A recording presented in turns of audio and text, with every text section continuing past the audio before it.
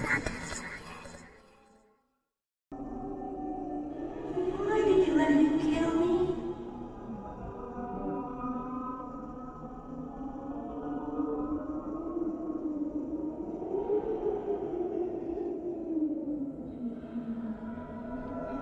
It was the clown.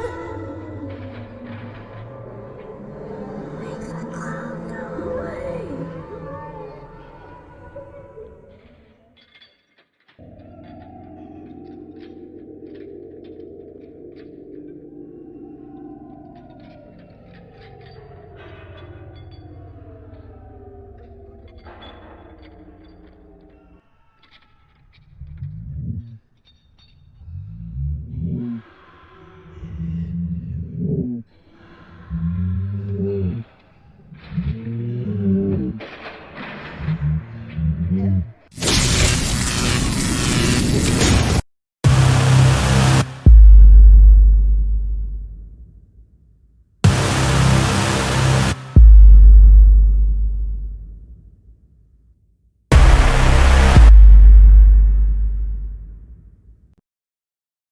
Они въехали в дом 14 августа 1971 года. Семья Перри, отец Томас, мать Элейн и трое детей: Лили 12 лет, Сэм 9 лет и Мэгги 6 лет. Дом стоял на окраине городка Ковингтон, в миле от болота, которое местные называли «черной топью».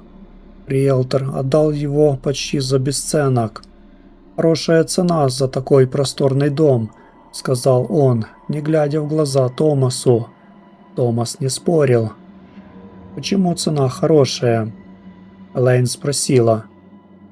«Предыдущие жильцы съехали в спешке», — ответил риэлтор. «Говорили, что дом, сквозит». «Сквозит?» — переспросила Элейн. «Старые дома, окна не те». Он уехал на своей Тойоте 1969 года, оставив семью у крыльца с 5 чемоданами и клеткой с канарейкой. Канарейка молчала, не пела, смотрела на дом круглыми черными глазами и молчала. Томас открыл дверь. Внутри пахло старым деревом, сухими цветами и чем-то еще, чем-то сладким, приторным, как духи, которыми пытаются заглушить запах смерти. «Отличное место», — сказал он. «Мы все исправим». Они не исправили ничего. Первая ночь прошла спокойно, вторая тоже. На третью ночь Мэгги разбудила Элейн в 3 часа утра. «Мама, в стене кто-то стучит». Элейн прислушалась. Тишина, только ветер гулял по коридору, хлопая незапертой дверью в ванную. «Тебе приснилось, милая, спи». «Не приснилось». Мэгги села на кровати. В темноте ее глаза казались слишком большими, слишком черными. Она стучит 3 раза, всегда 3, потом ждет, потом снова 3. Кто она? Кто живет в стене? Элейн включила ночник. Никого, только старые обои с цветочным узором, которые пузырились в углу, будто за ними кто-то дышал. Она уложила Мэгги спать. Посидела рядом, пока девочка не заснула, и только тогда услышала стук. Тук, тук, тук. 3 удара из стены, ровно в 3 футах от кровати Мэгги. Элейн замерла. Ей было 37 лет. Она верила в Бога, в науку и в то, что дети фантазируют. Она не верила в стены, которые стучат сами по себе. Тук, тук, тук. Она выбежала из комнаты и не спала до утра. На 5-й день Томас нашел в подвале дверь, которой не было на плане дома. Она была маленькой, низкой, обитой почерневшим деревом. Ручка в виде кольца, ржавая, замка не было. Только крючок снаружи, будто дверь запиралась изнутри. Странно, сказал Томас, открывая ее. За дверью была пустота, ни комната, ни чулан, просто темнота, которая пахла сырой землей, стоячей водой и чем-то еще, железом, кровью, старым страхом.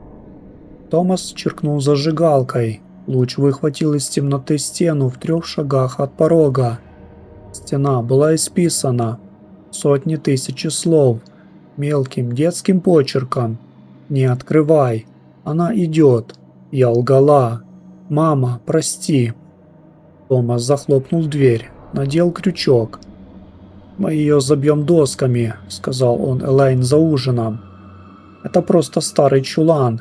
Предыдущие жильцы баловались с краской». «А стук?» — спросила Элейн. Мэгги не врушка. «Дети слышат то, чего нет. Это возрастное». Он говорил уверенно, но в ту ночь Томас не спал. Сидел на кухне с Библией и с револьвером 38-го калибра, который не заражал со времен Кореи. Около 2 часов ночи револьвер выпал из его рук, потому что дверь в подвал открылась сама. К концу 2-й недели Лили перестала выходить из своей комнаты. Она сидела в углу, обхватив колени, и рисовала. Рисовала всегда одно и то же. Женщину в длинном платье, стоящую у окна. Но лица у женщины никогда не было, только черная пустота. Как если бы художник вырвал кусок бумаги. «Кто это, Лили?» – спросил Сэм. «Она», – ответила Лили, не поднимая головы. «Какая она?» «Старая, злая. Она любила детей. Слишком сильно любила, и они остались с ней навсегда. Сэму было 9. Он не понял, что значит «остались», но он запомнил, как холодно стало в комнате, когда Лили это сказала. А в ту ночь он увидел ее впервые. Она стояла в дверях его спальни, высокая, в черном платье, с белым воротничком, как у гувернантки из старых книг. Лица не было вообще, только гладкая серая кожа там, где должны были быть глаза, нос и рот. Но она улыбалась. Сэм знал это. Он чувствовал улыбку, холодную, широкую, терпеливую. «Иди ко мне», — сказала она без рта. Сэм закричал так, что проснулся весь дом. Элейн позвонила священнику. Отец Майкл приехал через 2 дня. Молодой, с рыжей бородой и усталыми глазами. Он обошел дом, покропил углы святой водой, прочитал молитву. В подвал спускаться отказался. «Там нечисто», — сказал он, — «не потому что дьявол, а потому что боль. Очень старая боль. Она застряла в стенах, как пуля в кости. Ее нельзя вымолить, ее можно только пережить или уйти». «Мы не уйдем», — сказал Томас. «Это наш дом». «Это был чей-то дом», — ответил священник, — «до вас». «До него, до тех, кто строил, и все они ушли не по своей воле». Он показал им архив. В 1893 году в этом доме жила семья Блэквуд. Отец, мать и 5 детей. Мать умерла при родах 6-го ребенка. Ребенок тоже умер. Отец через 3 месяца женился снова на женщине по имени Агата. Агата была гувернанткой, она любила детей слишком сильно.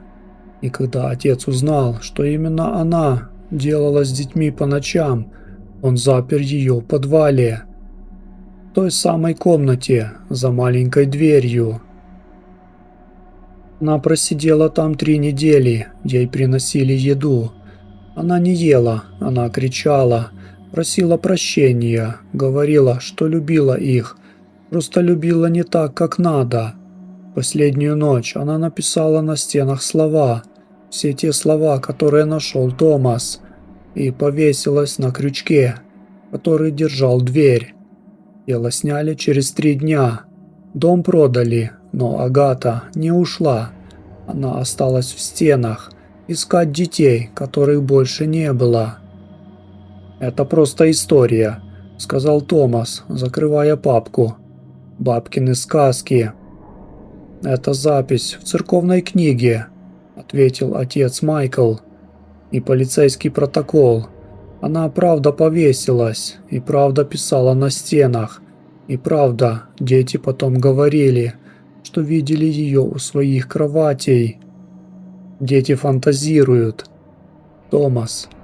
Элейн положила руку ей на его плечо. «Я тоже ее видела. Вчера, в коридоре. Я шла в ванную в 3 часа ночи. Она стояла у окна, без лица, но она смотрела на меня. Я чувствовала. Ты спала». «Я не спала». Томас замолчал, посмотрел на жену, на ее темные круги под глазами, на ее руки. Они дрожали. «Что нам делать?» – спросил он у священника. Отец Майкл вздохнул. «Вам нужен не я, вам нужны те, кто работает с такими вещами профессионально. Супруги Уоррен. Она медиум, он демонолог. Они расследовали дело в Эмитивилле и другие. Они приедут, если заплатите». Томас написал чек на всю сумму, которая была на сберегательном счете. Лоррейн Уоррен вошла в дом и остановилась на пороге. «Здесь холодно», — сказала она, — «не физически, духовно». Эд Уоррен нес чемодан с оборудованием, магнитофоны, катушки, фотокамеры, распятия. Он не сказал ни слова, просто начал расставлять датчики по углам. Лоррейн прошла в комнату Мэгги. «Она была здесь недавно, вчера или сегодня». «Откуда вы знаете?» – спросила Элейн. «Запах, фиалки, старые духи. Агата пользовалась такими». Лоррейн закрыла глаза. Когда она открыла их снова, ее зрачки расширились так, что радужка почти исчезла. Она не хочет уходить. Она считает, что эти дети ее. Все дети, которые живут в этом доме. Она присматривает за ними, любит. «Это не любовь», — сказал Эд. «Для нее, да. Она больна. Умерла больной и осталась больной». Лоррейн вышла в коридор, прошла к подвальной двери, остановилась. Здесь она умерла, за этой дверью. 3 недели одиночества, голода и осознания того, что она натворила. Она не просила прощения у Бога, она просила у детей, но детей уже не было. «Что нам делать?» – спросил Томас. «Изгнание», – сказал Эд. «Но не ее нельзя изгнать. Она привязана к этому месту. Мы можем только закрыть дверь, за которой она живет, и молиться, чтобы она не открыла ее снова». В полночь они начали обряд. Эд и Томас стояли у подвальной двери. Лоррейн, Элейн и дети в гостиной с зажженными свечами. Отец Майкл читал молитву за всех. Эд открыл дверь. Из подвала пахнуло холодом, не сквозняком, холодом, который идет изнутри, из самого центра земли. Лампы в подвале не зажигались, фонарики тускнели. «Агата», — сказал Эд в темноту, — «мы пришли не враждовать, мы пришли просить, отпусти эту семью. Ты сделала достаточно, они не твои». Тишина. Потом стук. 3 удара. Из глубины подвала. Тук, тук, тук. «Нет», — сказала Лоррейн в гостиной. Ее голос изменился, стал глубже, старше. Она не согласна. Она говорит, что они пришли к ней сами, что этот дом, ее тело, а дети – ее кровь. Из подвала донесся смех, женский, высокий, срывающийся на визг, и шорох, будто кто-то полз по бетонному полу на четвереньках. Быстро! «Закрывай!» – закричал Эд. Томас захлопнул дверь, накинул крючок. За дверью удар, сильный, такой, что доски прогнулись. «Она злится», – прошептал отец Майкл. «Она всегда злится», – ответила Лоррейн. «Но теперь она знает, что мы здесь, и она не успокоится, пока мы не уйдем. Все, или она не заберет кого-то с собой». 3 часа ночи Сэма вырвало черным, не кровью, чем-то густым, тягучим, похожим на деготь. Он кричал, бился в кровати, выгибался дугой. Глаза закатывались так, что виднелись только белки. «Бесы», — сказал Эд. «Она не может выйти из подвала, но она может войти в него».